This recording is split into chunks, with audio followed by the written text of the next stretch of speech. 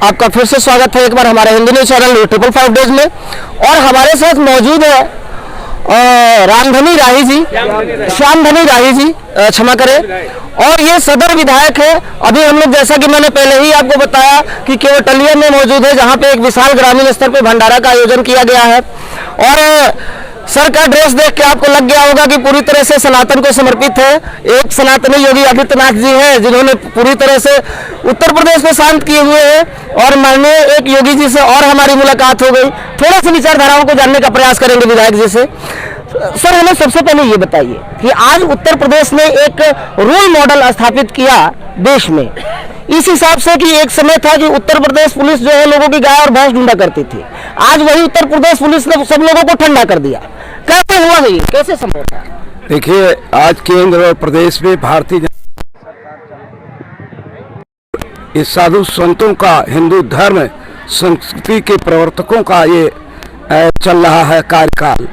और नरेंद्र मोदी प्रधानमंत्री एकता और अखंडता को सुनिश्चित करने का काम किए हैं। परम पूज्य योगी आदित्यनाथ महाराज जी हिंदू धर्म संस्कृति के मान सम्मान को बढ़ाने के लिए आज समाज ने केंद्र और प्रदेश में भारतीय जनता पार्टी की सरकार बनाकर अमन चैन का माहौल कायम करने का किया।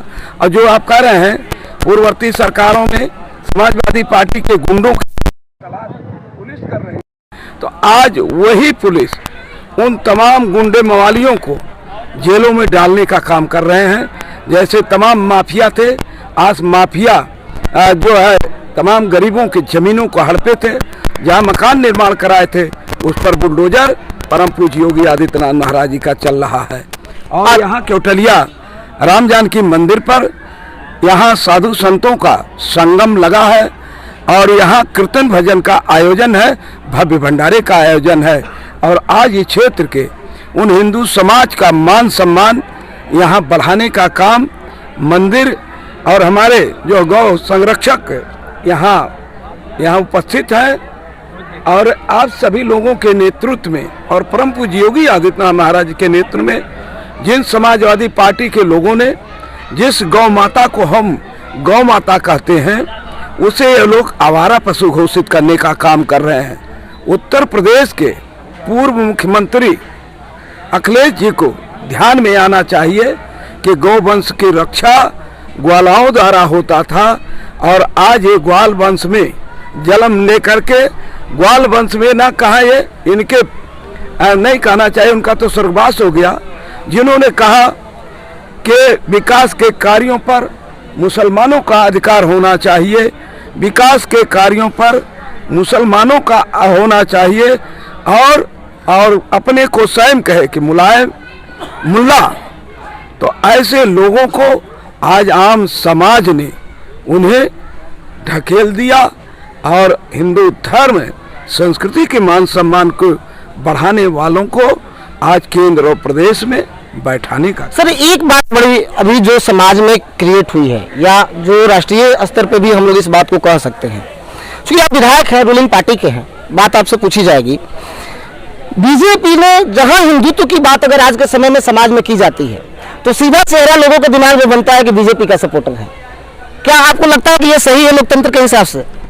एकदम ये सही है। आज यही सपोर्टर एक साथ ना खड़े होते तो 75 वर्ष देश आजाद हुए हुआ भारतीय जनता पार्टी के कार्यकाल को छोड़ दिया जाए तो अन्य दलों के लोग केवल मुस्लिम प्रस्त काम किए, उन्हीं को बढ़ावा दिए, उन्हीं आतंकवादी नक्सलवादियों का जो है इनको मुकदमे से कि इनके मुकदमे से हटा दिया जाए। ऐसे लोगों का संरक्षण दाताओं को आज आम समाज हिंदू समाज ने इन्हें खारिज कर दिया। इस सालों का भी इन्होंने निरीक्षण किया। और जैसा कि देखा जाता है कि हिंदू धर्म में गौ को लोग माता के समान मानते हैं, अर्थात अगर गौ पर कहीं अत्याचार हो रहा है या उनकी हत्याएं हो रही है तो सीधे सीधे वो हिंदू धर्म या हिंदू धर्म के लोगों की हत्याएं हैं, ऐसा हिंदू समाज हमेशा से कहते आया है। आइए आज हमारे साथ धार्मिक परिप्रेक्ष्य से जुड़े हुए और पूरे भारत में गौ संरक्षक दल के राष्ट्रीय अध्यक्ष, जिन्होंने एक बेड़ा उठाया है गौ को बचाने का और गांव को राष्ट्र माता का दर्जा दिलाने का, इसी अभियान के तहत आज न्यूज़ 555 डेज मौजूद है उत्तर प्रदेश के एक गांव में, उत्तर प्रदेश के गांव में सबसे पहले हम महाराज जी से बात करते हैं। सबसे पहले महाराज जी आप ये बताइए, अभी आते समय रास्ते में जहाँ तक हमें सूचना मिली कि आप एक गौशाला के निरीक्षण में भी गए थे, तो जब काम धरातल पे हो रहा हो तो वो सीधे दिखता है, फिर उसमें नानुकुर की कोई चांस ही नहीं बनती है। क्या अनुभव रहा आपका वहाँ का? अनुभव सिद्धार्थनगर का बहुत सुंदर रहा, बहुत सुंदर व्यवस्था देखने में आई गौशाला की।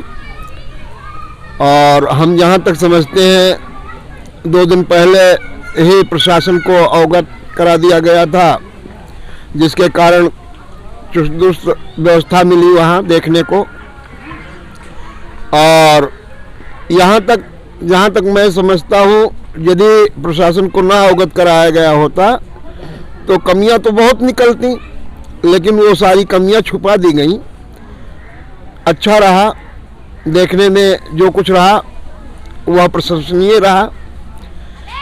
और आते समय गौवंश को लेकर करके मैंने देखा, रास्ते में तमाम गौवंश इधर उधर टहलते देखने में आते हैं। जब तक हमारी समाज गौ माता के लिए जागरूक नहीं होगी, गौ माता की व्यवस्था हमारी समाज नहीं देगी, तब तक गौवंश संरक्षित सुरक्षित नहीं हो सकता। कुछ जनता है इधर, थोड़ा सा 1 मिनट का एक मत इनका भी लेते हैं। सबसे पहले आप लोग बस हमें इतना बताइए, आज आप लोग ग्रामीण स्तर पे हैं, इत्तेफाक से हमारा भी सौभाग्य है कि आप लोग के बीच में आज हम पहुंचे हैं। और खेत बहुत ज्यादा दिख रहा है हमें, आप लोग खेती पे आश्रित दिख रहे हैं। गांव के लोग आज भी भारत में 70% खेती किया जाता है। क्या कुछ समस्या है किसानों के साथ? वही गौ माता है। गौ माता समस्या है? समस्या ही है। क्या समस्या है बताइए? अरे भाई सब लोग दूध दूह करके छोड़ दे रहे हैं। अच्छा, इसके बाद हम लोग का खेती खा रहे हैं, और क्या समस्या रहेगा? तो इसके लिए आप एक सुझाव दे जो हम आपके सरकार तक पहुंचा दे। अब सुझाव क्या दें, जब गौशाला जो बना है उसमें कोई देख रेख नहीं है। अच्छा, आपके गौशाला में देख रेख नहीं है? कुछ नहीं है। कहाँ का गौशाला है वो? ये बूढ़ा में गौशाला बना है। अच्छा, बूढ़ा में बना। और यहाँ चौराहे पे बना है, वहाँ भी कभी चारा नहीं रहता। तो जब देख लीजिए, आपने देखा, जनता से भी बात किया, यहाँ के गणमान्य लोगों से भी बात किया, मिले जुले आंकड़े रिजल्ट सामने आ रहे हैं। कहीं पे गौ माता की सेवा देख रेख ठीक हो रही है, कहीं गौशालाओं में दिक्कत भी है, लेकिन ऐसे गैर आर्थिक संस्थाएं जैसे गौ संरक्षक दल जैसी संस्थाएं है, गौ संरक्षक दल है, ये संस्थाएं गौशालाओं में जाकर पशुओं की भी देखभाल कर रही है, सरकार के कानून में भी नहीं आ रही है, और साथ में जो क्षेत्रीय लोग हैं उनके बीच में भी ध्यान रख रहे हैं। Rakesh Kumar Pandey, news 5 days.